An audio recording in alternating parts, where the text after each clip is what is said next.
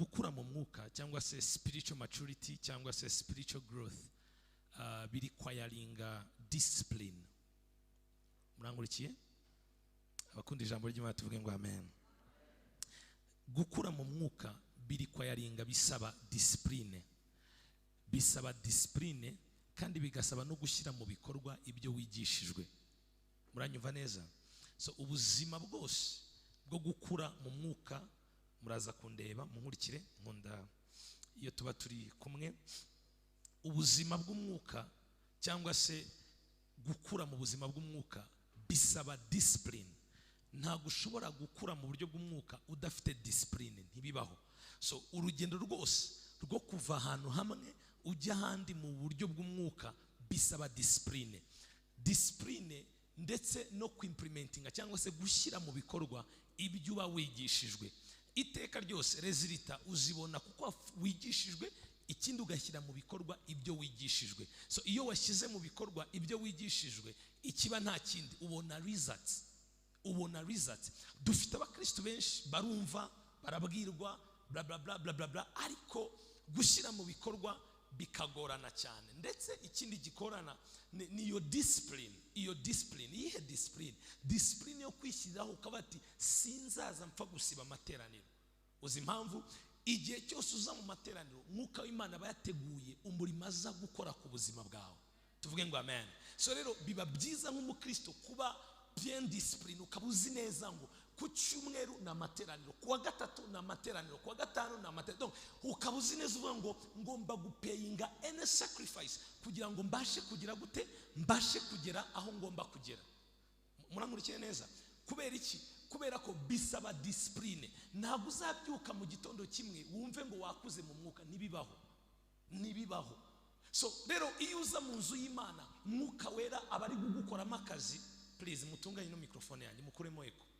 Ikindi mubireke mukurikire, mukuremo eko. Gabanya hayi, wongera akabaze gatoya. Yes. Zamuraho volume yo gatoya. Volume gusa. Okay, rekeraho. Namwe mufata amakarine mwicare mwige. Yes, iyo nangiye kwigisha amashaka buri muntu wese akurikire. This is a house of order, you have to follow. Yes, rero navugaga iki? Navugaga igihe cyose utangiye gusettinga ubuzima bwawe ukabushyiraho discipline, ubutangiye urugendo rwo gukura mu buryo bw'umwuka. So gukura mu mwuka ntabwo bigaragazwa n'imyaka umaze ukijijwe, ahubwo bigaragazwa na discipline washyize ku buzima bw'umwuka bwawe kugira ngo bukure. Muranyumva neza bwoko bw'Imana? So now iyo watendinga amateraniro, iyo usenga ukishyiraho discipline yo kuvuga ngo nzaza nsoma ijambo ry'Imana ndi mu rugo, wagera mu rugo ukinjira mu cyumba cyawe ugakinga ugasoma ijambo ry'Imana ugasenga ukubaka ubusabane bwawe n'Imana, that is a good discipline. Iyo ni discipline nziza igufasha kugira ngo ukure. Iyo waje hano mu materaniro ukajya uvuga ngo nzakora icyo binsaba cyose, ariko ngomba kwatendinga, hapana gusibya na anniversaire, hapana gusibwa na bridal shower, hapana.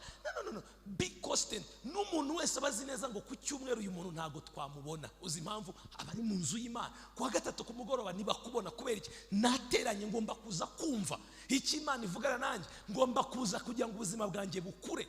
So ikibazo dufite mu itorero ry'u Rwanda kudakura mu mwuka, icyambere nuko tudafite abakristo bari discipline. Ndasaba movement zagabanuke, nta muntu uhaguruka niyo tugeze mu ijambo ry'Imana. Ndibaza mumaze kubimenya, niyo mpamvu nakibivuga cyane. So abashyitsi niyo gahunda, iyo tugeze mu ijambo ry'Imana hano ni ukwicara ugafataho kwandika and then you follow. Munkurikire. Now igihe cyose rero ubuzima bwawe bwa discipline bumeze neza, trust me, gukura ntabwo uzamuka wamanutse wazamutse, uyu munsi ni fire, uyu munsi twarisirimbye, uyu munsi igiterane cyabaye. No, ahubwo ubuzima bwawe buva mu bwiza bumwe bujya mu bundi. Uzi impamvu? Ntabwo ubuzima bwawe buri based ku marangamutima yawe, ahubwo buri based kuri discipline wasetinze. Murankurikiye neza? So uramutse ujya mu materaniro bitewe nuko wabyutse, nta hantu uzagera. Nuwemera ukayoborwa n'amarangamutima yawe, it's a matter of time uzagoinga down. Uyu munsi ndumva mbyutse hari ikirere kimeze ukuntu, ndumva no, ugomba kuyoborwa na discipline kuruta kuyoborwa n'amarangamutima. Amarangamutima yawe ntuzayizere kuko azakudeceivinga. So ariko ubuzima bw'umuntu buyobowe na discipline, ubuzima bw'umukristo buyobowe na discipline. Yesu ubwe, Yesu umwana w'intama w'Imana, yarazaga mu gitondo agabwiriza ubutumwa bwiza, agakora ibitangaza, ninjoro akarara asenga. Yari yarasetinze system, yari yarasystematize ubuzima bwe bw'umwuka. So bwoko bw'Imana, nkuko witeguka bati uyu munsi zarya nzaza nd'imboga, uyu munsi nzaza mbigenza ngo kugira ngo ngire sante nzima, ni nako ugomba kudisciplina ubuzima bwawe bw'umwuka kugira ngo buve mu bwiza bumwe bugera ahandi. So rero nk'abakristo muba mwaje kumva ijambo ry'Imana, tugomba kubibigisha ibi bintu kuko ni ikintu gikomeye kibuze mu buzima bw'abakristo, discipline. Kuko wumva umutwe ukuriye tubura ntago njyayo tu, no, umutwe ntago bawukirira mu buriri, umutwe bawukirira muri presence y'Imana.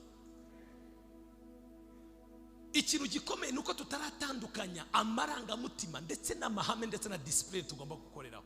Ibaze mu gitondo icyumweru kimwe nje hano nkagara imbere nkabaga ati church, murabizi ko tumaze iminsi tubwiriza cyane, dufite akazi kenshi, ntago nigeze ntegura ibintu byo kubwiriza, muhaguruke merci yadusuye turamye Imana dutaye. How much nabandi irresponsible. Suppose ibyo bintu byaba nkati umunsi nta kintu nateguye, nta jambo, muhaguruke dusirimbe dutaye. Come on. Na systematize ubuzima bwanjye ko gutegura inyigisho, naba naniwe, naba nabyutse, naba nagenze, naba uko byaba bimeze ko biri systematized. Murangurikiye neza, ntago nzemera feelings zanjye zuko nabyutse numva ntazi ngo bimbuze gukora icyo nagombaga gukora. No. So most of Christians muri bino bihe byacu tuyobora umwuka wacu bitewe nuko twabyutse. No. So hagomba kubaho discipline idufasha kugira ngo tugire gute dukure mu buryo bw'umwuka. Tuvuge ngo amen. Tuvuge ngo amen.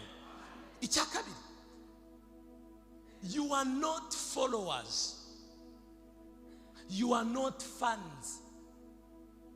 Ndasubirayo, ntuzishuke, ntuzihende, ntuzibeshe utekereza ko uri umufolowa. Mu Kinyarwanda n'iki? Uri umufolowa nyine, sibyo? Warafolowinze, ujya uri indorerezi, voilà, waje kureba. No. Spirit family, umva mbabwiza ukuri, ntago muri aba followers, ntago muri aba fans, cause fans ni abantu bari emotional, ni abantu baganjijwe n'amarangamutima. Uzareba nk'abantu bafana ibintu bya football, amakipe, kuko uyu munsi Arsenal yatsinzwe cyane, ejo ahita batinda ajya kuyatsinze. Donc kubera iki adrivingwa, ntago hano twaje kugira ngo tukurikire umuntu, no, ahubwo twaje kugira ngo tuba abanyeshuri b'umwuka w'Imana. We are students of Spirit of God. Murangurikira neza, twaje hano tuba twaje kwiga, apana gukurikira umuntu. Umunsi wabaye umufolowa, it's a matter of time. Umunsi wabaye umufan, it's a matter of time. Uzabigenza gute? Rimwe uzabivamo. Ariko uzi neza ngo ndi umunyeshuri w'umwuka w'Imana, mba naje nicara kugira ngo nigishwe n'umwuka w'Imana. Mbwira mugenzi wangu, you are not a follower. Mubwire neza, mubwire ngo you are not a fan, you are a student of the Spirit.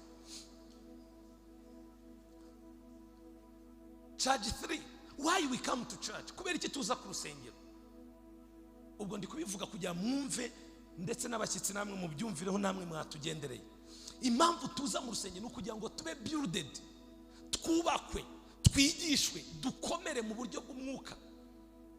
Dufate ubuzima bwacu tubwubake ku rutare, apana ku musenyi, ku rutare. Murangurikira bwoko bw'Imana. Hello. Turacyari kumwe? Yes. Tuba twaje kugira ngo tube builded muri ubuzima bw'umwuka. Yesu yarabivuze muri Matayo 4, akaba dushyiremo Matthew 4:4. Twirukanke cyane Matthew 4:4. Media team. Matthew 4:4. Aramusubiza ati, handitswe ngo umuntu ntatungwa n'umutsima gusa. Wumve, uyu ni shati ya Yesu na Satani, sibyo? Haramubwira ngo umuntu ntatungwa n'umutsima gusa, ahubwo atungwa n'amagambo yose ava. King James version, man shall not live by bread but by every word. Mwene magambo, dore ibintu bitunga umuntu. Atungwa n'umutsima ariko agatungwa n'ijambo. Murangurikiye neza, ibi bintu ni ibintu bigomba kugenda biri balanced. Umutsima ugomba kuba uhari, ariko nanone n'ijambo rigomba kuba rira. Jeremiah 3:15. Yeremiya 3:15. No, yes, 3:15, I think so. Media, umuntu turi gukorana ku byanditswe, please hurry up. Kandi nzabaha abungeri bamaniwe n'umutima wanjye, bazabaganiriza ubwenge no kumenya. King James Version, NKJV, I will give you shepherd. King James Version ikoresha ijambo pastors. King James Version, please. King James Version, I will give you pastors according to mine heart, which shall feed you with knowledge and what? Understanding. Mwene magambo, iyo uje mu nzu y'Imana uhasanga menu. Uranyumva? Menu usanga iriho ibintu bibiri. Iriho knowledge, ikabaho na understanding. So iyo uze mu nzu y'Imana ubuje kugira ngo ube feeded, ubuje kugira ngo ugaburirwe. So ikintu gikuza umuntu ni knowledge na understanding. Kandi ibyo byose ntabwo ubikura muri restaurant, ntabwo ubikura mu rugo, ubikura mu nzu y'Imana. Tuvuge ngo amen. Twongeye tuvuge ngo amen. So tuza mu nzu y'Imana kugira ngo dukure, kugira ngo tugende dukura, twigishwa mu izina rya Yesu. Ndebera mugenzi wawe ngo ntukajye usiba amateraniro. Charge 4. Territory, navuza kano kantu hano kankozeho cyane gashimangira ibintu ndi kubabwira. Territoire cyangwa se igihugu kiba gifite ibibazo bikomeye iyo kibura ibintu bitatu. Yego, igihugu kiba gifite ibihe bikomeye cyane cyangwa se ibyago bikomeye cyane. Territory are in trouble because of absence y'icyo bita true God teachings, cyangwa se reka dusome muri 2 Chronicles ingoma za 2:15. Twihuse. Malegazagabagadege. Ijisho ry'Imana rikurebe neza mu izina rya Yesu. Yes. Chronicles, 2 Chronicles ingoma za 2:15. Mwumva ukuntu Bibiri ivuga.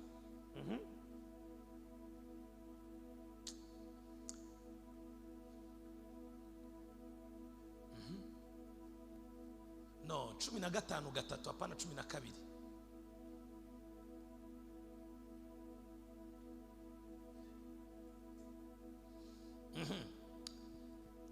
Kandi hariho ubwoko bwa Isirayeli bamaze igihe kirekire badafite Imana. Muranyumva neza? Badafite Imana nyakuri cyangwa umutambyi wigisha, badafite n'amategeko. So territoire iba ifite ibibazo iyo babuze, barabivuga neza muri KJV. Now for long season Israel had been without true God, Imana nyakuri, without a teaching priest.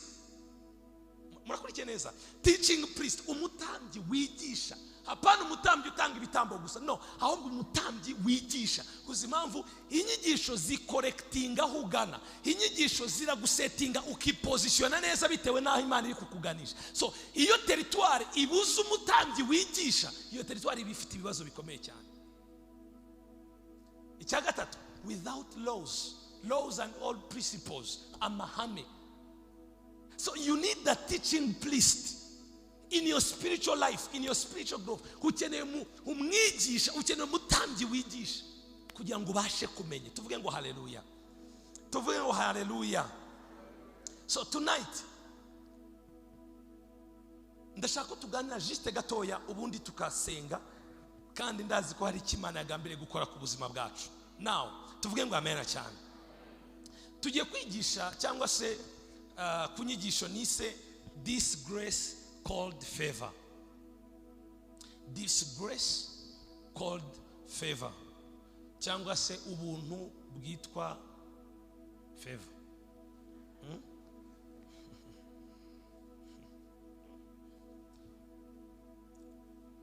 Favor, igikundiro. Yes. This grace called favor. Malegazogabagade. Hari umuntu excited tonight? Exodus 3:21. Kuva 3:21. This grace called favor. This grace called favor. This grace called favor. Ukawera uvugane natwe. Twagiye? Are you there? Now, kandi nzaha ubwoko kugirira umugisha mu banyegiputa, nimugenda nimuzagenda ubusa. Dukurikire King James version niyo ibivuga neza, dukoreshe King James version kugira ngo bibe understandable. The Bible says, I will give these people what? Favor in the sight of Egyptians.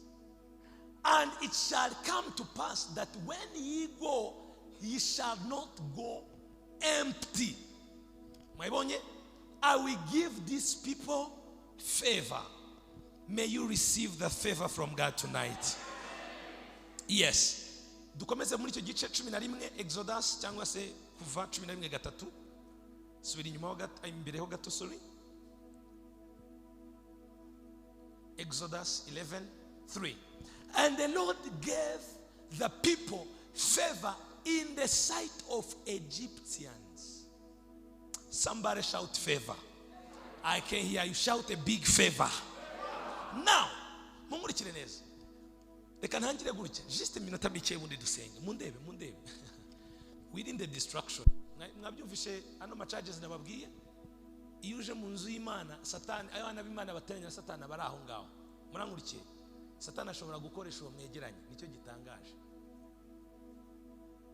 Yego? Ntago uzamubona live, azakoresha uwo mwegeranye. Hakubwira utuntu urareba none mubwire ati ntukoreshwe.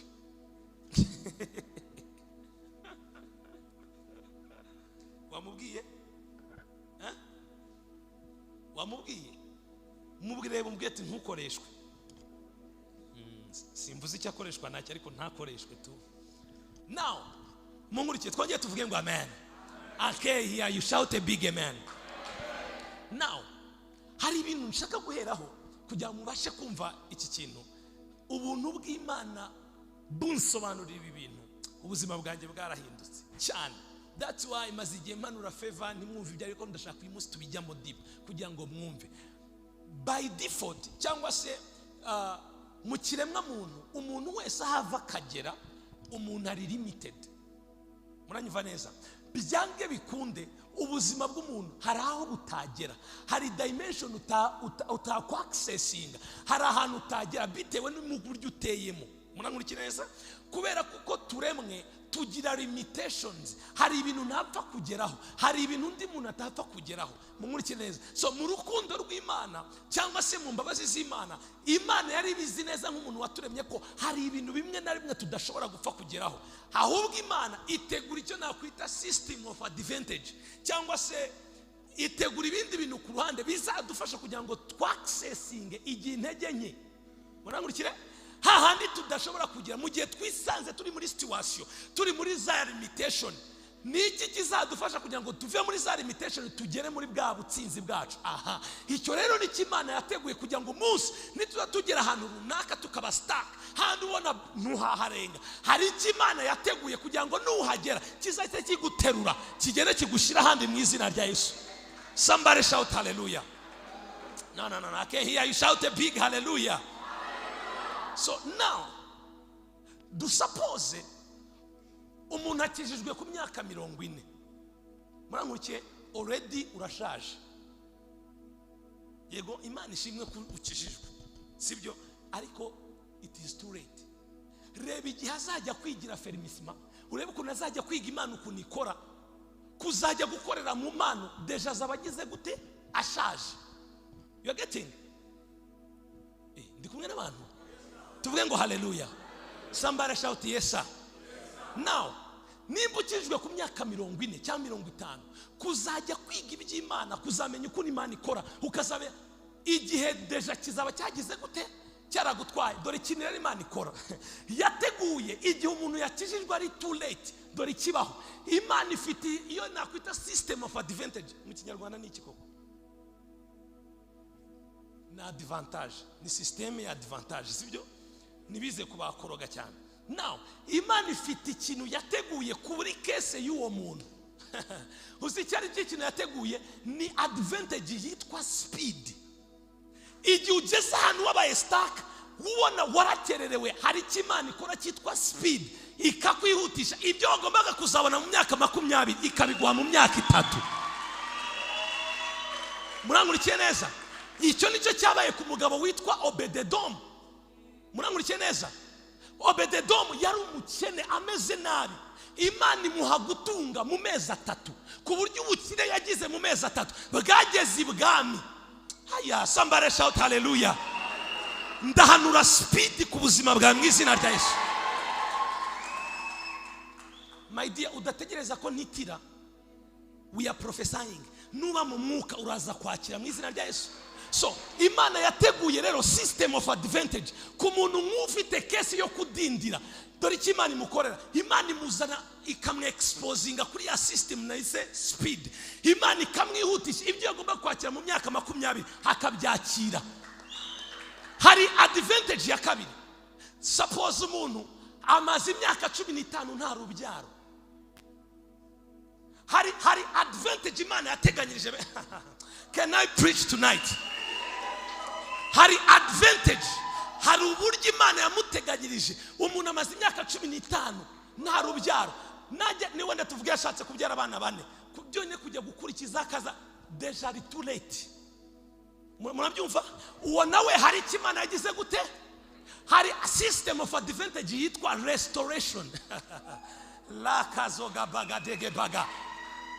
Icyo gihe Imana ifata imyaka 15 igahita igushyiramo abana 3 cyangwa 2 direct, ku buryo imyaka yose watakaje uyibona mu mwaka umwe. Imana ikiri bikoze ibihembuye wa mutima wa muntu. So izo rero ni system of advantage Imana yagiye ishyiraho kugira ngo uyizera situation yose waba uri gucamo ugira ubumenyi.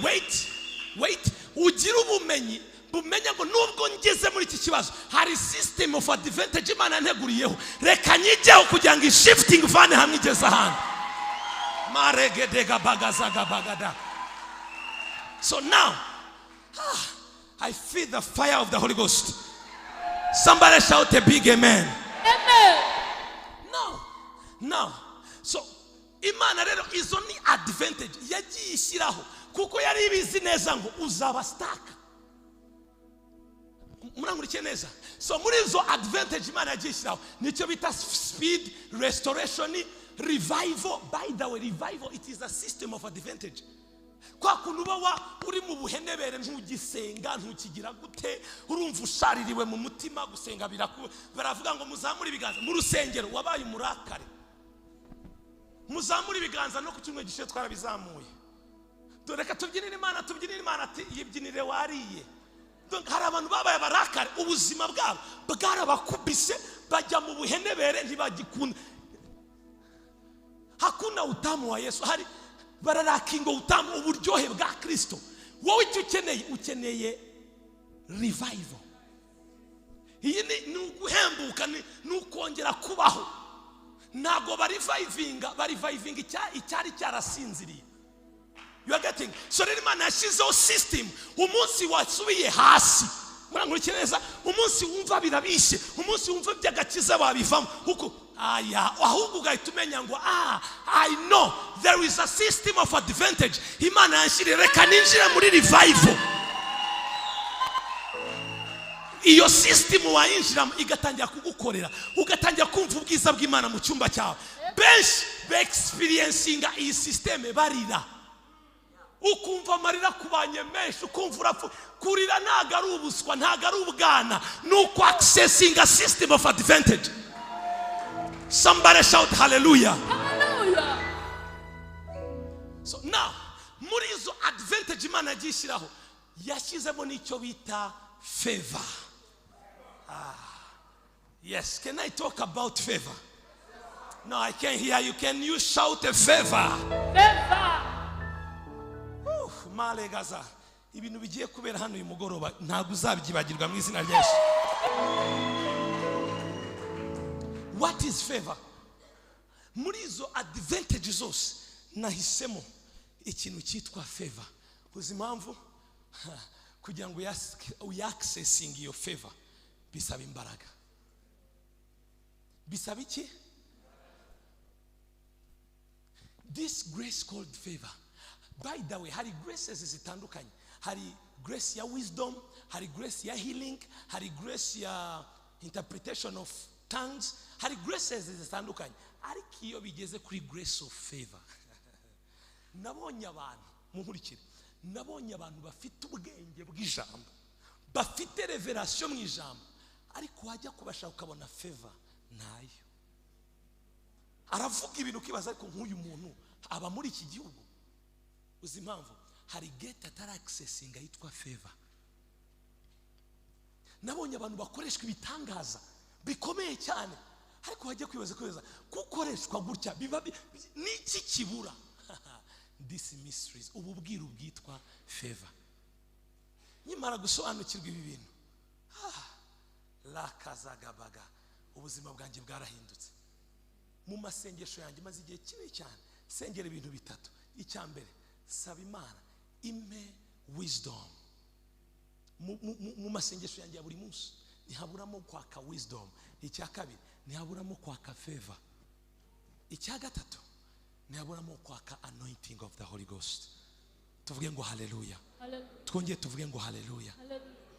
Favor. Kandi ndashima Imana. Yabesi yaravuze ngo nuko Imana yumva ibyo nayisabye, nanjye yumvisha ibyo nayisabye mu izina rya Yesu. Tuvuge ngo hallelujah.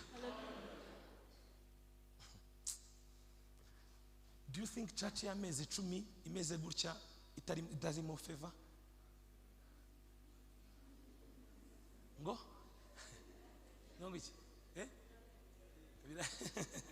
God bless you my dear. Muranyumva neza? Hari ibintu ugeraho ukabati this is favor. Favor kuriho nita kuriho ni ibintu ntago shango ntitire ngo indiho no, biragaragara. Ntago ari ibintu ujya gushakisha, biragaragara. Irahari ntihari mu buzima bwawe, irahari ntihari mu muryango wawe, irahari ntihari. Favor. Hari umushumba ukomeye muri iki gihugu ejo twaraganiriye, ambwira ati ndabona Imana ibikora imirimo amezi make. Tashira bati it's a favor. Hari ibintu utasobanura. By the way, nimba ubasha kuvuga ubuhamya bwawe bwose, byagenze gutya, Imana yakoze gutya, byagenze gutya, ubwo si ubuhamya. Ubundi kikwereka ko ari ubuhamya. Hari aho ugera ugati bati ibi byo sinzi uko byagenze. Mu gihe utaragira ngo usobanura aho hantu, ubuhamya bwawe hari akantu karimo. Ibintu byose ubisobanura ngo byagenze gutya ngo byaciye habya, no. Hari ahantu ugera ukabireka bati ibi byo simbizi. That is a testimony. Favor. Hari akantu ushaka gusobanura ho gatoya. Favor na breakthrough ni ibintu bibiri bitandukanye. Mu ndimi basobanura akantu. Mushobora kumva ngo favor, no. Favor and breakthrough. Breakthrough murayumva? Ni kijize breakthrough. No gupfumurirwa. Uba wapfumuye ko okay, no gupfumura cyangwa gucirirwa inzira. Let's say like that. Hariko ni breakthrough. Breakthrough na favor ni ibintu bibiri bitandukanye. Mbatandukanyirize. Igihe bibayeho rimwe ni breakthrough. Igihe bihora biba ni favor. Ntago mubyumvisha. Igihe ukoze deal ukabona iciyemo, ndagushimiye Mana, wagerageza bikanga, it was a breakthrough. Ariko favor, my dear, favor ikuriho n'umwanzi wawe arakureba akaguha. Wa muntu uvuga ngo yakurebye atati ni wowe ukwiriye ubuzima. Uzi impamvu? Hari imbaraga zidashobora kunyeganyeza, imbaraga zitwa favor. Iyo favor rero turi kuvuga irakubaho kuvira ijoro mu izina rya Yesu. Naho zamura ibiganza byawe ngo ndabyakire mu izina rya Yesu. Favor. What is is favor? Very quickly. What is favor? Favor is a divine help or divine assistance. Woo. Favor ni divine, nubufasha buturutse ku Mana cyangwa se nubufashwa biturutse ku Mana, if I can say that. Reka njyane muri details kugira ngo yumve. Favor, that is the first definition. It is divine help or divine assistance. Second definition, what is favor? This is very powerful. Can be understandable. Favor is when God raised men to invest their time, resources, credibility over your destiny. I will take it again.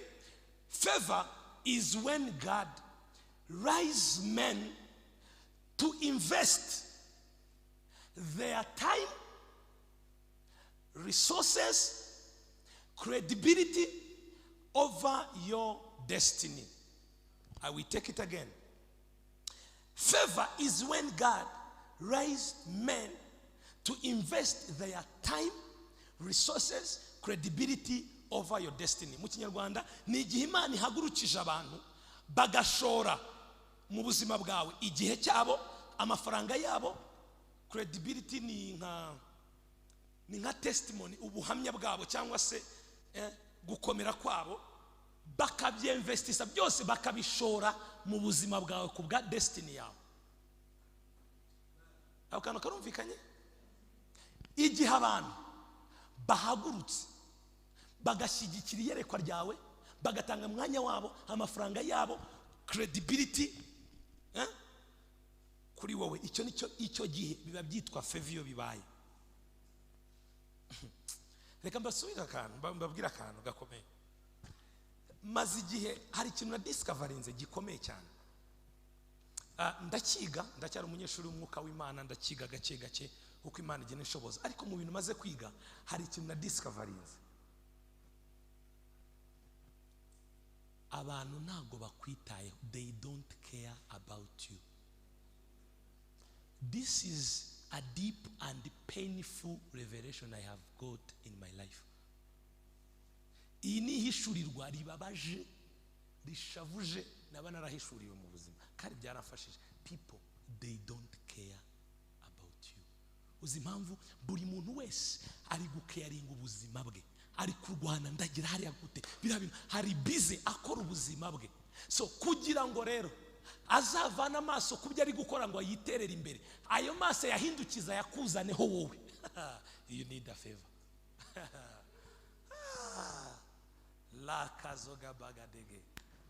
Abantu nono muri no Kigali y'iki gihe, abantu they are busy, bari gukora ubuzima bwabo. Uzi ko abantu muri kino gihe ashobora no kukugambana kugira ngo agere ku kintu utarageraho. Ubugome buri kugwira mu bantu, amashyari memu natwe mu bakristo. Uzi impamvu buri muntu wese ari kurwana, ndagira yone, ndashika yone, ndarwana abana banjye ejo ntazaseba, ari busy akora ubuzima bwe. Kumbwira rero ngarakura amaso ku buzima bwe aza yagushyireho wowe nkandese. Even though yaba ari uncle wawe, yagufasha rimwe kabiri gatatu, ubwa kana azakuyata mutayanda. Igitangaje ntago azakubwira, azagupenya.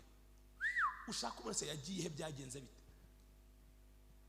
Hari umushuti wanjye ejo ndi wambwiye akantu, ari mu Buhinde ari kwiga, umu anti we yaramwishyuriraga, amwishyuriye, habona bimukomereye ahita akuraho telefone arabloka, acaho. Direct relationship.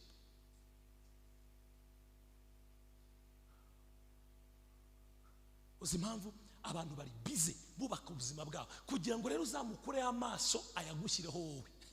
You need the divine help. You need, hari ikintu akurebaho yakireba ati no, I have to do this. We akiyibagirwa akabanza akakugira priority. Icyo nicyo bita favor. Mbere yuko yigira icyo yikemura akabati no, hari umuntu ngomba kubanza gufasha.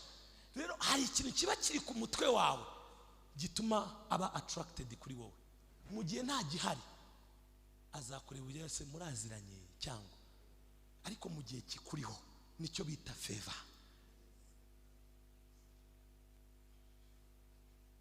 Tuvuge ngo amen. Dufite ibintu byinshi byo gukora imugoroba.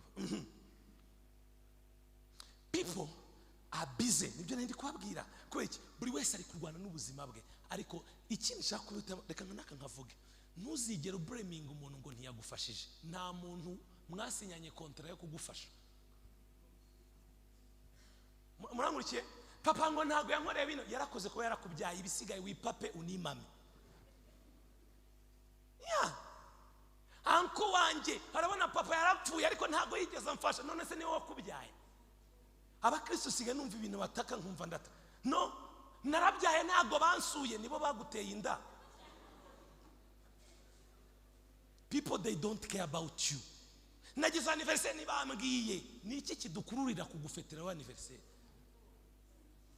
no twahinduye munkurikire twahinduye urusengero nkaho papasi y'urusengero ari ibikorwa bya sociale ikintu cya mbere cyubatse itorero ntago ari ugusabana ne sociale nukuba builded mu buzima bw'umuntu bagusura bata simvuze ngo urukundo ruwe mu itorero kuko urukundo ni imbuto y'abana b'Imana murangurikiye neza munkurikire neza ariko ntago ari byo bintu bya mbere ngo ntago bansuye sinzasubirayo uracyari umubebe spirituel ntago uri hariya kugira ngo bagusure uri hariya kugira ngo wige ufataho ugomba kwerekeza mu buzima bwawe murangurikiye neza bwoko bw'Imana so rero abantu benshi muyirirwa mu blaming abantu nibamfashije rindira nanjye nzagerayo nzabereka ubu hano hari abantu bahora babazima Imana wampaye umugisha nkakwereka Imana none bazano twahanura Imana ibagure amina ukagira ngo bari gufashwa kumbe bari muri competition bene iyo mitima ntago ya attracting gukora ku Imana ku buzima bwawe hari ikintu nabonye gikomeza kibigisha ikindi gihe Imana yita ku cyo bita heart condition umutima wawe umeze ute kuruta ibindi byose nzabigisha kuri miracle service ita tuvuge ngo haleluya so ni bangahe bari bwashore credibility yabo hari story imwe numvishe yabaye muri Nigeria true story n'umukozi w'Imana wari kuyivuga nkunda gukurikira dore ikintu cyabaye hari umugabo ukomeye cyane umuroya w'amanyamategeko ukomeye kabisa ufite brand nini muri icyo gihugu bikomeye cyane noneho hakaba n'undi muroya mutoya mukurikire neza hakaba n'undi muroya ukiva mu ishuri rwana asenga abwira Imana ati Imana mfashangirira neza nzazamuke zagire gute akabura ibiraka abantu bakaza akamubwira ati wowe ntarwo atuburanira neza amakampani zakomeye bakamucaho noneho umunsi umwe aza kujya gushaka wa muroya mukuru aramwirukanya aramubwira ati wambabariye ukamfasha mbabarira umfasha uwo muroya ahita amubwira ati noneho hari conference nini bari gutegura y'abaroya bakomeye mu gihugu ibintu nk'ibyo nyine by'ama conferences hati wowe amuha invitation tuzaze muri yo ntuza umva icyabaye araza aratendinga baravuga iby'abaroya n'ibiki byose noneho basoje wa mutipa aragenda aramubwira ati wambabariye ko nakubwiye ati ngwino amufata akaboko ubwo urumva bari nko muri break hanze abantu bose baraho ngaho noneho come here mufisi noneho uyu mu young lawyer dore ikintu cyabaye we yaramubwiye ati follow me nkurikira bagenda baganira bati bite se amakuru umeze ute urumva undi akamubwira ati no urabireba ndashonje umugore wanjye bimeze nabi mfasha ati no keep quiet just follow hanyuma ati none se uratangaza iki ati ndapfuye please undi ati just be patient dukomeze baratemberana hari akazavuga ati umeze ute uratangaza iki mu rugo muri amahoro madame ameze ate umwana bita ati iby'umwana ubizanye ute komeze na mfasha noneho aranje mukomeza mutemberana gutya amugeza muri ofisi yiwe baricara aranje aramubwira ati ntuzibeshye ugaruka hano utaraba successful so kugenda muri icyo kintu umurimo we yagombaga gukora yari yawurangije uzi impamvu yinvestishije credibility you get it umva rero icyabaye wa mu young what lawyer akigira gute agisohoka umuntu ukamwaza kumuraka ati baba we ngize umugisha ndakubonye uriya mugabo twaramubuze twakubonanye na runaka none hari business yanjye bagiye kuri closing wamfasha ukamburanira ko ibyo ari byose umuntu bari kumwe nawe ni umuhanga nkawe urufite kintu ahita amubwira ati okay ngwino bahita bakorana na deal y'ama millions n'ama million kuva icyo gihe ubuzima bw'umuyanga aratumbagira. You are getting? Nyuma y'umwaka umwe agaruka azanye gift aje kumushimira. Aramubwira ati thank you for changing my life. Umuganje ati by'ama gift wishyize ku ruhande, icyo nakoze warakimenye? Ati narakimenye, nawe uzabikorera abandi. Uzi impamvu abantu bahise bamwizera kubera juste kumubonana n'umuntu runaka agahita mva wow uyu muntu narabizi. Nicyo bita credibility. Ninde wakwinvestisa ku buzima bwa iyo credibility?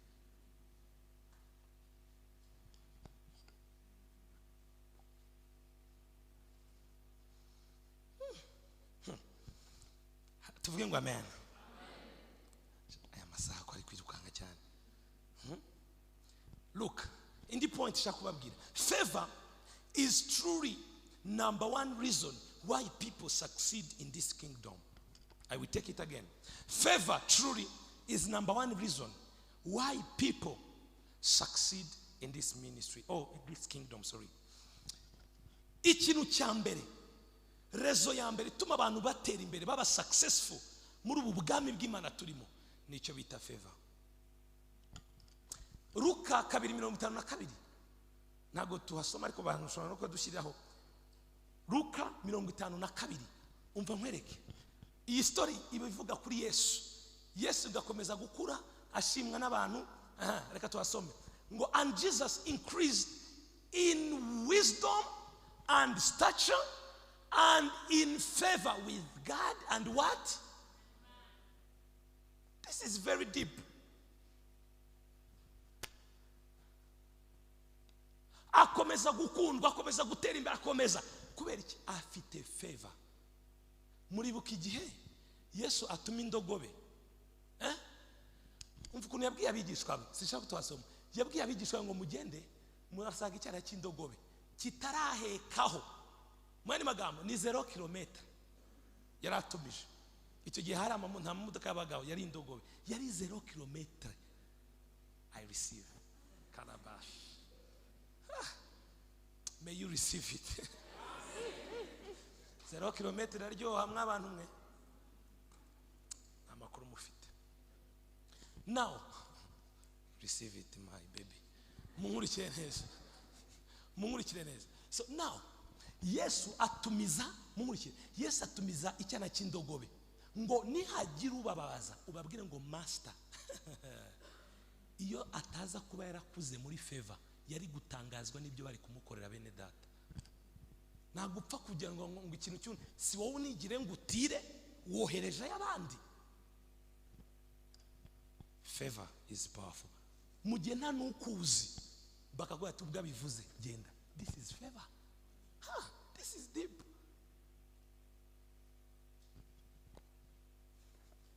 Uri gufashwa avuge ngo amen.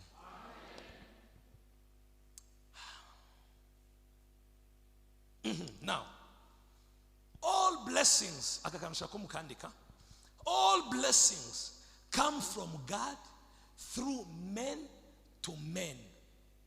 I will take it again. All blessings comes from God through men to men. Imigisha yose ishoboka iva ku Mana ariko igaca mu bantu ku bantu. Nta mugisha n'umwe uzakira utavuye ku Mana, ariko nubwo uva ku Mana kugira ngo wakire uca mu muntu. That's why you need people.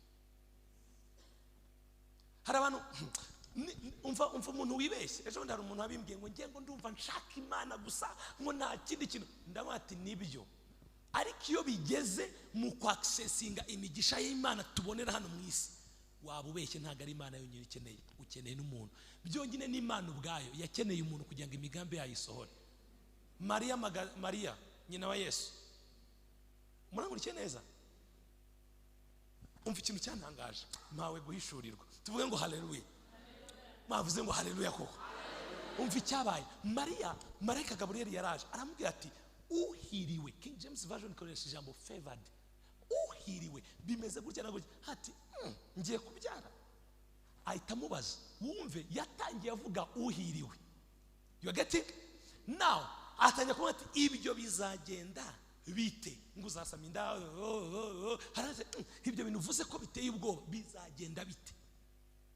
Wibuke undi mugabo mu bice bibiri, I think Zakariya umutambyi, nawe ari gusenga, ari mu rusengero.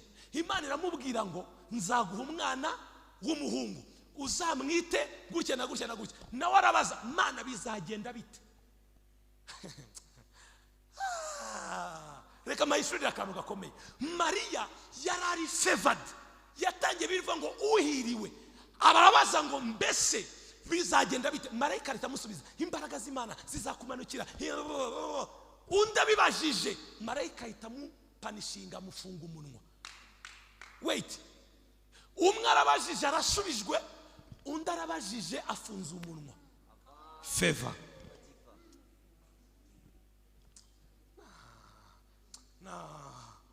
Favor, the same questions, but there's different punishment. Favor. All blessings comes from God through men. You need a man in your life. Nema vili tubwira ngo mukora uko bushoboye mubane n'abantu bose iki amahoro. Uzi impamvu ntuzi w'Imana izacamo kugira ngo ku blessing. Hari abantu benshi babana n'abantu bose ni ibibazo runaka ni ibibazo, nyamara sibo bibazo nawe wirebe nturishyashya. Hari abantu hano batindijwe n'amasezerano ya kuko amaca n'Imana yagombaga kunyuramo mwarayifungiye kubera imibanire mibi. Imana ikazajya gutegura undi muntu.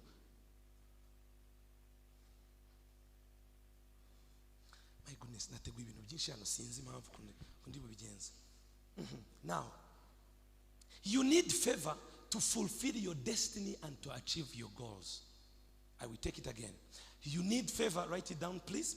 You need favor to fulfill your destiny and to achieve your goals. Kugira ngo achieving goals zawe, kugira ngo ugire kuri destiny yawe, my dear people, you need this grace called favor. You need it for sure. Why we teach this? Mumurikire neza. Kubera iki twigisha ibintu bya favor? Kubera iki turi kubivugaho? Urebye abakristo benshi, look upon me please. Urebye abakristo benshi uyu munsi wa none, benshi bari mu bibazo, abenshi barangije nabi, binubira Imana, baba ngo Imana ntiyatugiriye neza, abenshi barangije bari mu maganya, wibaza Imana ko nakwizeye ukaba disappointinze. Benshi ntago bigeze bigishwa how to tap, ni gute nakwinjira muri zino system of advantage. Reka mabwiza ukuri, gukizwa ni byiza, ariko kumenya uwagukijije ni byiza kuruta. So hari abantu ubujiji bubica, iyo bremo bakayiterura bakayijyanira kuri Kristo. Kwakira Kristo na mahitamo yawe, ariko no kuba mu buzima bushya tubonera muri Kristo Yesu nandi mahitamo yawe. Wikwakira Kristo ngo utekereza ngo azahita guha ubuzima bushya aguhitire mu kubaho. No. It's your responsibility kumenya ngo nakiriye Kristo. Abakiriye Kristo bagenda bite? Ninjiye mu bwami bw'Imana, mbese ubwo bwami bufite ayahe mahame? Ndakora iki? Ndagenda gute? Abakristo benshi babaye igitutsi kubera ko batamenya uburyo baccessinga this grace called favor.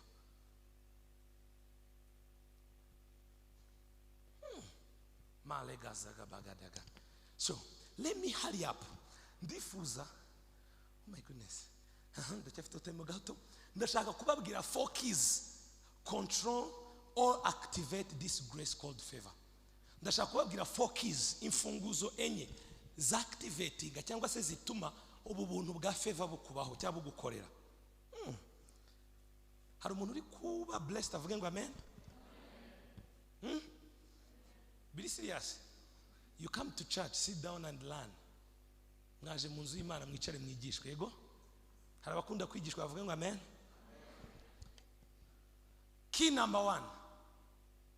4 keys control or activate this grace of favor or this grace called favor. Key number 1, niyo nise honor. honor, kubaha. No, hari honor, hari respect, hari na submission. Ni ibintu bitatu bitandukanye. Honor ni ukubaka, kubaha cyangwa kuganduka. No, submission is okay. Submission ni ukubaha, reka tu respect. Anyway, mufate honor, sibyo? Nanjye naribuze mu Kinyarwanda ntago nabaseka. Ni honor, ni ukubaha biri deep cyangwa guca bugufi. Honor wacyanditse? What is honor? La kazaga bagadege. You guys, what I can assure you, you have a teaching priest.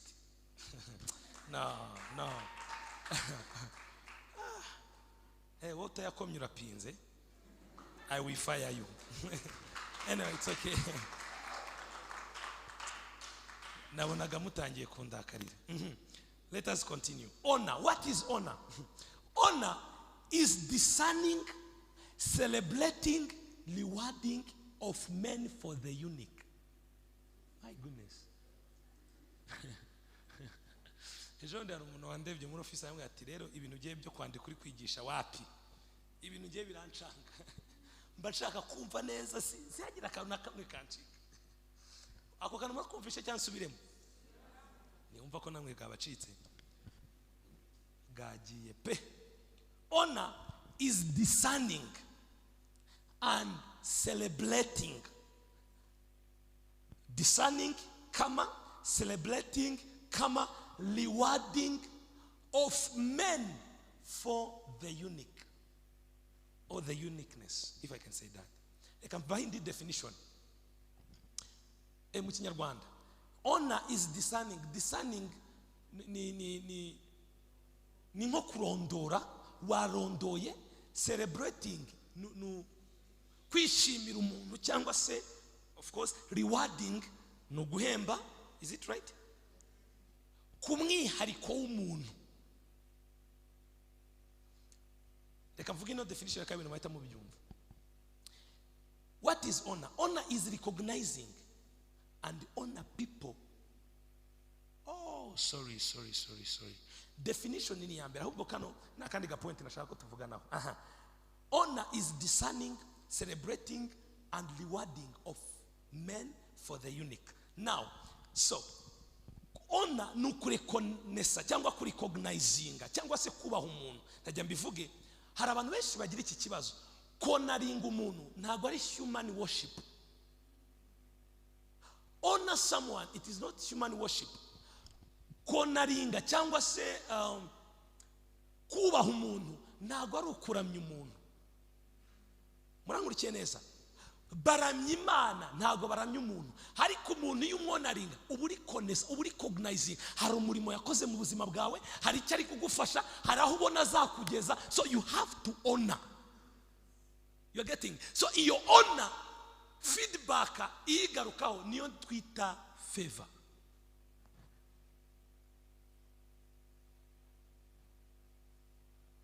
Now, reka bisobanure neza. Honor ni ikintu, especially muri no generation yacu, cyaratakaye completely. Umugabo witwa Nicodemus, muramuzi? Nikodemu yari umufarisayo w'abafarisayo, bamwe barwanyaga Yesu b'indani. Yaramucunze ninjoro, araza aramubwira ati Rabayi. Yakoresheje ijambo mwigisha. Rabayi bivuga mwigisha.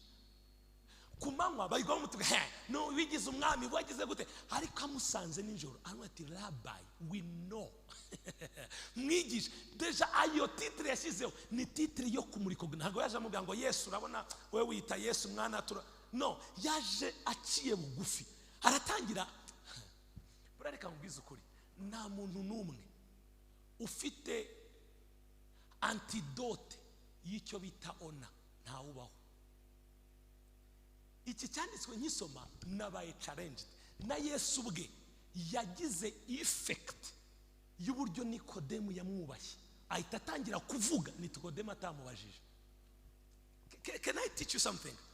Yaraje amuga ngo Rabayi, mwigisha. Ndi ikintu gikomeye iyo titre mutumva ni ikintu cyoroshye.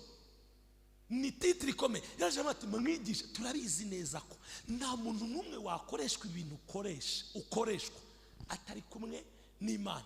Yesu ahita atangira very ahita Yesu asanze aramubwira ati mwigisha tuzi yuko uri umwigisha wavuye kandi kuko ari nta wabasha gukora ibimenyetso ujya ukora keretse Imana iri kumwe. Umva Yesu rero Yesu aramusubiza ati nukuri ndababwira yuko umuntu utabyawe ubwa kabiri. Ninde ubimubajije ibi? Bamukubise ona ahita yumva hari ibintu ashaka kuvidura akabyigisha uyu mugabo.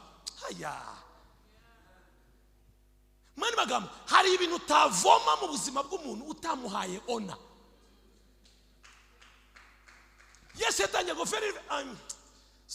nukuri ndababwira yuko umuntu utabyawe ubwa kabiri hatabasha kubona ubwami bw'Imana. Kane maragazogo bagadaga. Nikodemo aramubaza mbese umuntu yabasha ate kubyara? Yesu aramubwira ati reka dukomeze. Kubera iki? Wanyubashye ndumva hari ibintu nshaka kuguha. Umuntu uzi ubwenge azi ko aca mu nzira yitwa ona kugira ngo avome mu muntu ibyo ashaka kumukuramo. Bimwe mu bintu bitwishe turasuzugura ntabwo twonaringa. Tuvuga urugero anko munkurikirana. Tuvuga urugero anko akwishyure minerivare ugatuma ati anko thanks with S. Thanks. What is thanks? Thanks. What is thanks? Ngubwo wana washimye ngo ngurasirimutse ubujiji. Umuntu kwishyuriye school fees 1 year you say thanks. Ejo yabere akati n'undi reka tubyihorere akabivamo. Uzi impamvu? Ntiwamenye uburyo umutreatingamo. Umuntu aragufashije rimwe kabiri gatatu murakoze cyane murakoze. Beshan njyara umwana nigeze gufasha umunsi umwe yaje kundeba dore kese ukuntu yagiye anko we cyangwa se mwene wabo ni umuntu ukomeye cyane muri kino gihugu ukomeye cyane. Rimwe yigeze kumujyaho kujya kumureba muri ofisi asanga hari abantu bamutegereje n'umusiyo ukomeye cyane ukomeye kabisa. Nanjye naramubwiye numva naye nikanzemo. Noneho icyabaye n'iki agiye asanga abantu baramutegereje kuko cyo kizi ko ari cyana cyo kwa boss kirinjira anko ankara mureba utengaye cyane urashaka iki kigenda kibounce anko nari ngukumbe haci abandi batonze umurongo baramutegereje. Anko arangije aramuvugisha mu ibyo yagombaga kumuha asohotse anko ahita abwira piyewe kandi ukongera kubona ura mwana ntuzongere kwemera kwinjira muri ofisi yanjye. Aje kubimbira umugabo ari kumwe ngo umusengere ngo afite ibibazo byinshi n'abati ninde wakwishyuriraga arambwira byagenze bite kandi bati dishonor. Reka mbabwize ukuri kutubaha kwacu hari ibigisha myinshi byagiye bidufungira.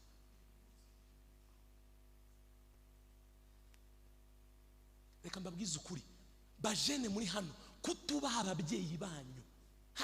Mere wanjye mere uwakubyaye akakonsa akaguha ubuzima uyu munsi uri kwidunda kubera ko yabayeho uri iyo ngeze kuri nosije ndababara nkapfa.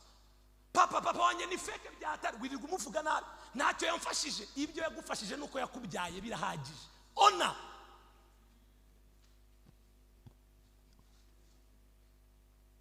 ko mutantera amabuye numva bikurya uhaguruka utahe. Ubwo uhaguruka turamenya ko byamuriye wihaguruka.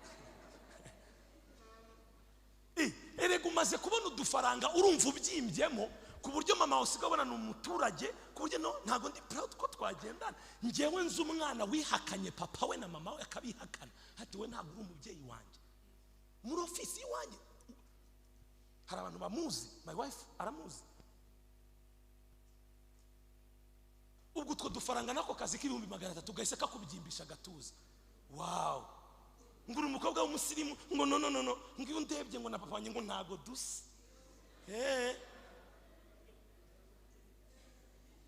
Ibi mvuga ntago bibaho. Babyeyi muri hano bisibyo byuzuye muri no Kigali. Ona. Reka mbabwize ukuri. Trust me. Munkurikirana. Uwo mugenzi wawe adakoreshwa. Munkurikire. Trust me. Nje mu ndeba hano narapfukamye data mpesha umugisha. Mundeba hano narapfukamye mama anyatura amagambo y'umugisha. Reka mbwize ukuri, habe biological father or mother, habe yarakureza ataba, you need, ukeneye amagambo y'umugisha aba ku buzima bwawe muturutseho, kuko agufiteho autorite mu isi y'umwuka. Niyo yaba yarakoze amafuti manfu, njya baha ubuhamya. Abantu benshi ona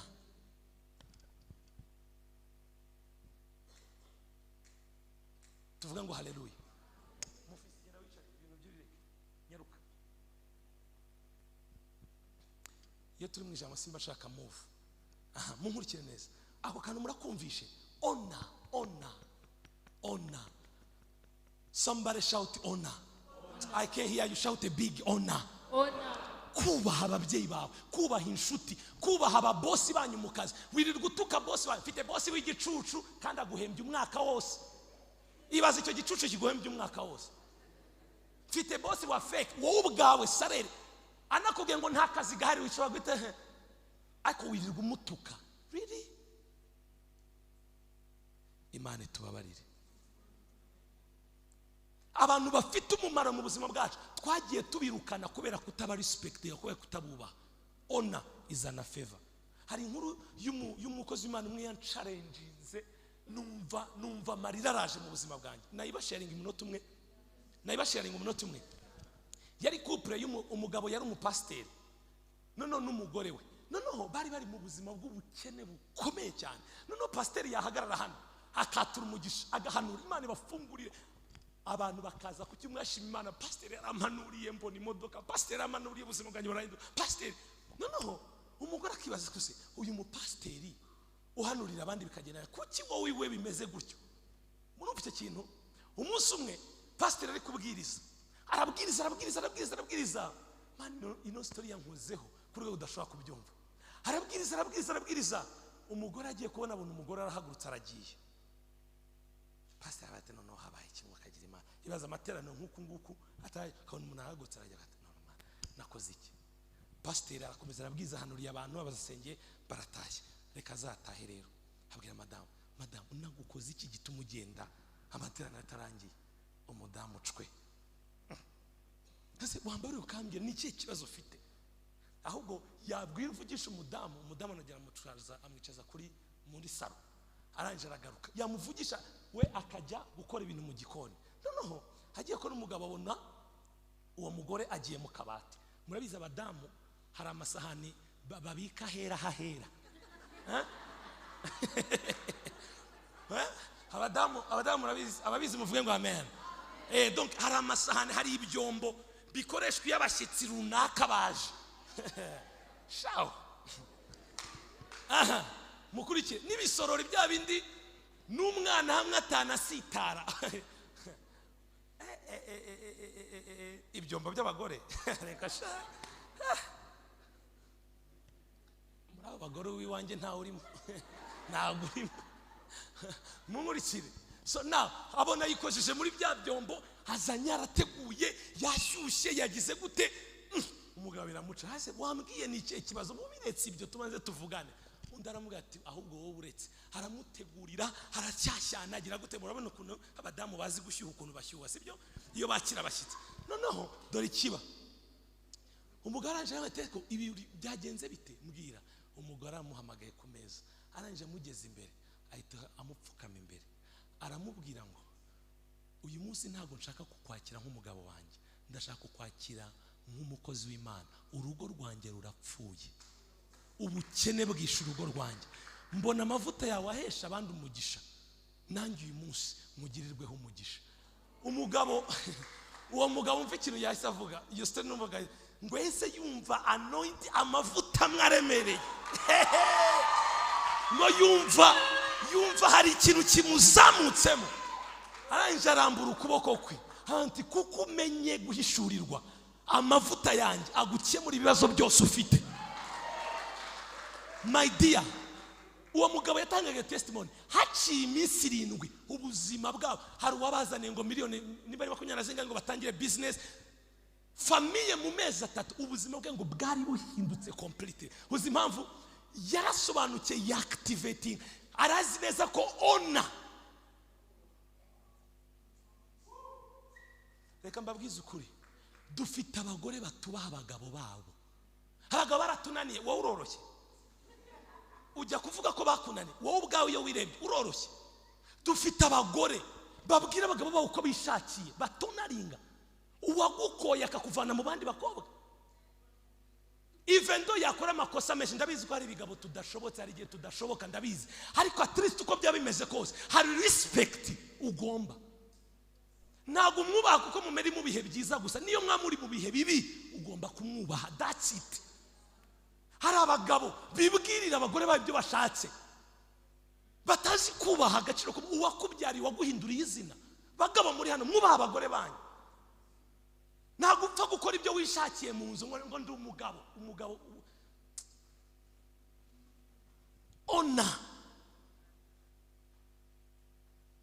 Honor. Somebody shout a big honor. Basore bakobwa mutarashaka, ngewe nta gahungu ngewe kapfa ngewe ntako bazabaze ha muri diyama rero ko batakwa accessinga. Iyo ni imyaka igushuka, iyo nzobe ubona ejo izazaho iminkanyari.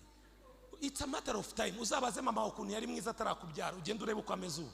Tuza b'amahoro. Yes, my son. Hari abakobwa bigize ngo no twebwe. Wowe iki? Ntago mukorwaho. Imyaka nikagushuke. Bakobwa banjye muri hano muvuge ngo amen. Iyo 20s nikagushuke, umunsi umwe izaba 50s. Ona nimba umuhungu mukatire mu cyubahiro, ejo mushobora kuzahurira ahandi akakubera iho. Hari abakobwa bazi gushishura,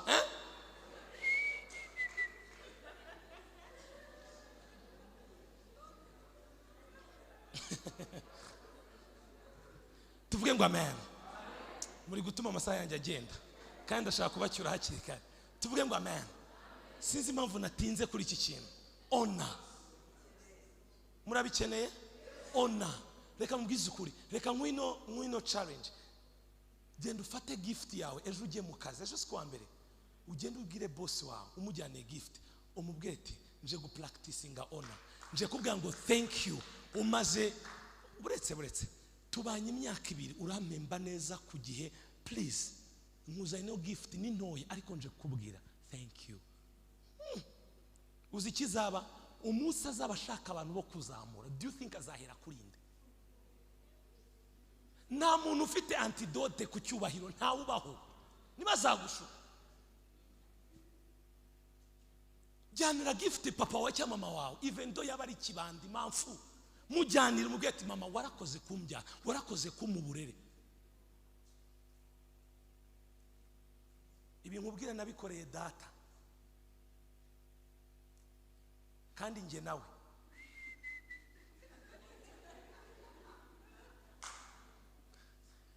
Arandeba, reka musabire umugisha muhungu wanjye. Uyu munsi niyo turi kumwe mu driving, amuna kamuhamagara ati wimvugisha ndi kumwe n'umuhungu wanjye, wivuga ndazaza kugamagara. No. Yeah. Binkubwira nabikoreye mama, ndapfuka mama hesha umugisha. My dear, nimbumbona gutya ngendereza irita y'amavuta y'abantu benshi.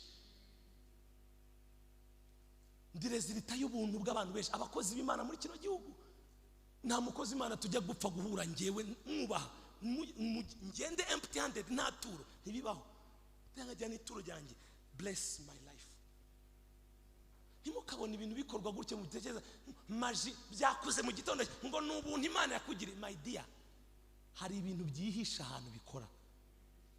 Be wise enough. Ngo no abakire ngo si abantu ngo nguriya ngo ni amahirwe yagize. Nawe genda uyagira ayo mahirwe. Gukira ni amahirwe.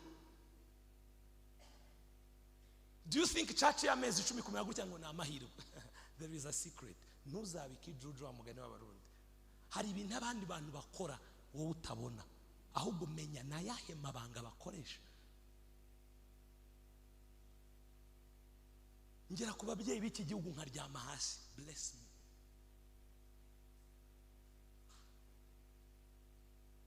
Hari umucece twigeze guhura ndiza Nyagatare, ndibaza mu giterane ibintu nk'ibyo, akuze afite imyaka myinshi cyane, mbona afite ubuntu bwo kurama.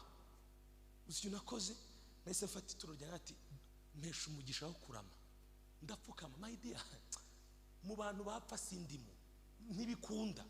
Before my time ntibikunda, nashaje.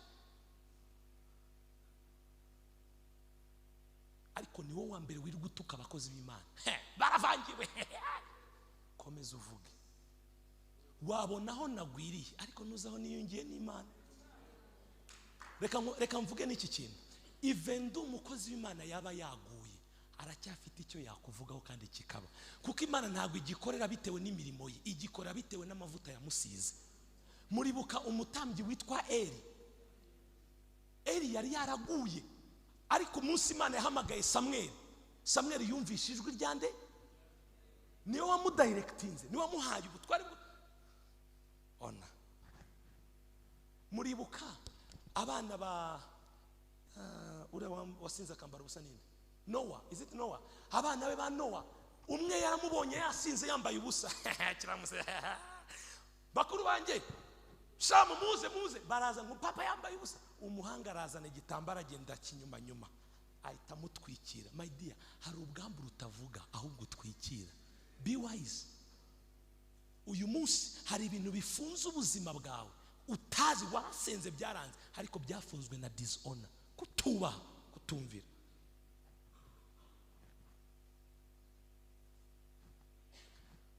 Nkaba ndababwiye mwene Muzigura, mugende mu bihindure, genda wubahe. Nuhura n'umukozi w'Imana uzi neza ko wa muhitura kuvugeho ijambo, wigendere. Ngewe nukuri kose sinaninzi ko nzaba pasteur, madamu nguye, mu bintu bitigeze bincamo hano mu mutwe, kwa kundi umva ngo urarangaye ikintu kiguciyemo. Pasteur ntabwo byigeze bibaho.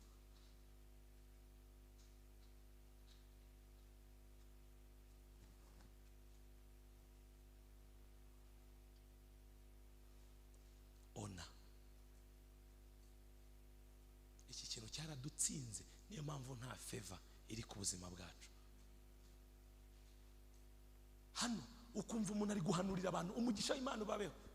Amina. Amina. What?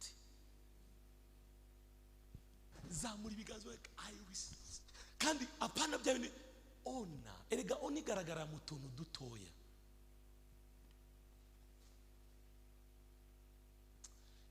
Ona ntago nyirangije nzayigarukaho. Tuvuge ngo amen. Reka nsoreze kuri ibi bindi nzabivuga ikindi gihe.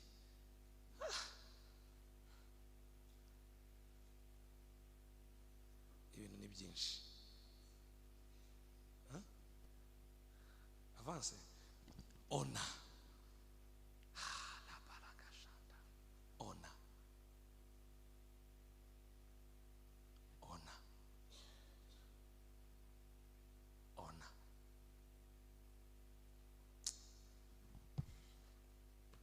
Munkurikire. Nimba hari ikintu ukeneye kwa activatinga muri wowe, reba uburyo ufatamo abantu, reba uburyo wonaringa abantu.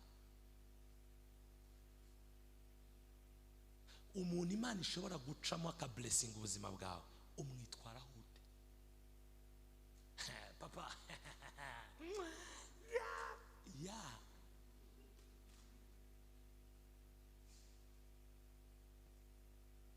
Be wise. Abakristo ba spirit mube wise.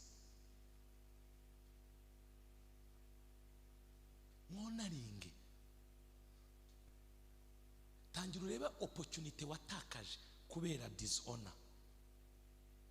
Boss wawe umwitwaraho ute? Kandi gitangaje, ibyo ukorera hatabona, buriya hari ikintu nabonye, ibi bintu ni iby'umwuka. Izi ni principles z'umwuka. Ushobora kumusuzugurira aho atakubona, ariko yakureba kumva arakwanze. You get? Batekereza kugabanya abakozi, nta wundi batekereza, ni wowe.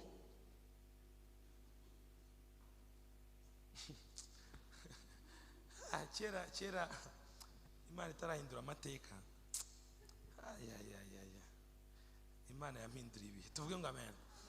Hari umuetandante twagiraga, etandante murabumva abantu bize mu cyongereza ku ishuri. Hari umuntu wandi umukontabure wazaga kwirukana abanyeshuri, yabaga afite liste mbere yuko ayirebaho, akaza akinjira mu ishuri Jackson akabona gufata liste agati wa kabiri rero. So hari abantu baba bameze gutya, ntuzi kibaye gusa ugahita kubera iki dishonor.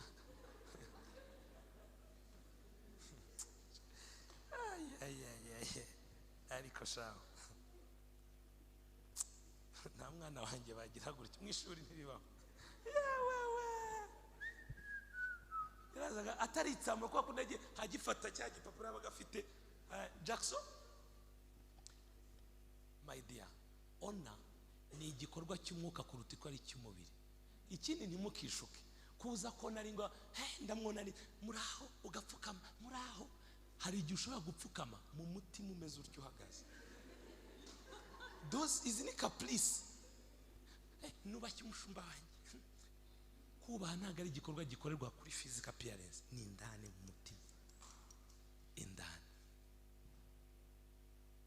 Ni gute wumve bivugwa n'abandi utazi? Hano hanze muri Kigali abantu bazi kuvuga inkuru, none byageze ku bakozi b'Imana ariko murabiha koko ko mwe tutaravuga intege nke zanyu muza kutwaturira. Uzi abantu bicaye bateraniye umukozi w'Imana yankore ibi yagize gute, twebwe ibyo mutubwira ko tutaza kubivuga, ako mwagiye munaduha n'agahenge. Nimba umuntu aguye mu ntege nke kuki mubihindura? Abakozi b'Imana b'iki gihe n'umwe uguye ariko yisubihindura bose. Why? Nibo abantu baterwa amabuye, nibo abantu badakunzwe. Why? Kuki mwebwe ibyo muza kutubwira tutabivuga? Kuki wowe intege nke zuzigwamo, sibyo? Kuki ngewe izanjye utazihangana kandi ugashaka izawe nge nzihanganira? Hama nge ndi ferabeto. Sinshaka kudefandiga umuntu kugwa mu ntege nke, munkurikire neza. Ariko tugira urukundo. Why wumva umuntu ukumva bamuvuga nabi nawe ugahita wifatanya nawe ukavuga? Ntuzi byabaye Imana imureberera imukunda wowe utamukunda. Ibyo bintu ukora ibyo biba uzabisarura. Nujya ubona habaye ikintu kumwe icecekere wigendere. Ba spirit muranyumva? Ntuzi ukuri kw'ibintu. Keep quiet and then go. People are talkative. People. Kandi gitangaje, nimba udashaka kuvugwa nabi, solution ni imwe. Uzapfe tugushyingure cyangwa ureke ntukajye ugira ikintu kimwe ukora. Kuko iyo ukora abantu barakwanga, abantu bakugirira ishyari. Ibyo akubwira naratangaye mu minsi ishize. Hari abakristo bajya hano nka bane, abantu baturutse baza bababwira ibintu Jackson none bambwira nabati ngwiki wone Jackson se bavuga uza umuntu kukuvuga wowe ukiribaza nibi bavuga. People are talkative. Wowe ibyo bakuvugaho nibyo ubundi tuheraho. Wowe ibyo bakuvugaho kandi wowe iyo umuntu akuvuza umwe wenyine mano baramvugaho, ariko twe tuvugwa na reka mabwiza ukuri. Reka mbasabe ikintu kimwe nk'umushumba wanyu murankunda. Reka mbasabe ikintu kimwe, mukunda abakozi b'Imana kandi mubavuge neza. Niyo wasanga n'umwe aguye basi mushakaho icyiza bari cyumuvugaho. Uzi guhagarara hano, uzi ukuntu buri exposed ku ntambara.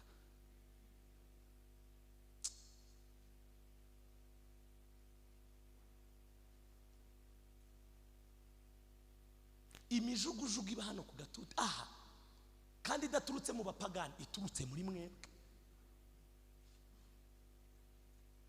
Ona pastor yabasengeye yahanuye ariko nta gikoreka.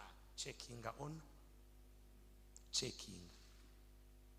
Kuko reka mbabwiza ukuri, Imana ihagurukije umukozi w'Imana ikamusiga amavuta ikamusukaho ubwenge, ntago ari kubw'inyungu ze, ni kubw'inyungu z'abazamukurikira. murankurikiye neza. So mugerera iby'Imana mushyizeho bitari kukubenefisa, maybe ni ibintu bibiri: dishonor, icya kabiri ahantu uri sahawe.